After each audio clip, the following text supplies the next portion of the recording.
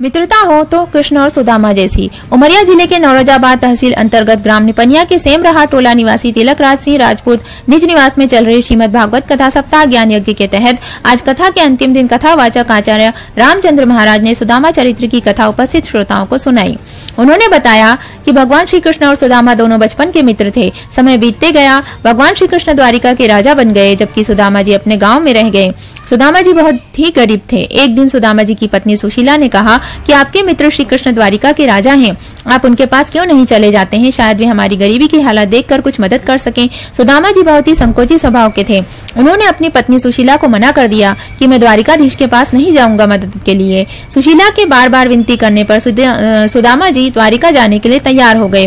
उन्होंने अपनी पत्नी से कहा कि मैं खाली हाथ नहीं जाऊंगा द्वारिकापुरी। तब उनकी पत्नी सुशीला ने एक पोटली में थोड़ा सा चावल दिया। दूसरे दिन सुबह सुदामा जी भगवान श्री कृष्ण से मिलने द्वारिका के लिए निकल पड़े। सुदामा जी जैसे ही द्वारिकाधीश के दरवाजे पर पहुंचे तो द्वारपालों ने उन्हें रोक दिया और उनसे उनका परिचय पूछा।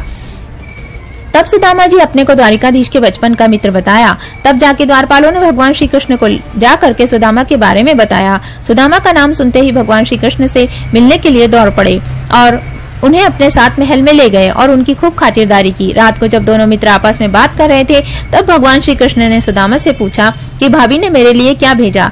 तब सुदामा ने संकोच करते हुए अपनी पोटली भगवान श्री कृष्ण को दे दी।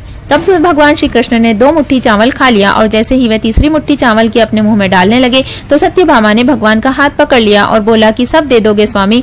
यहाँ सुदामा जी का गांव सुदामापुरी हो गया और सुदामा जी सुदामापुरी के राजा हो गए।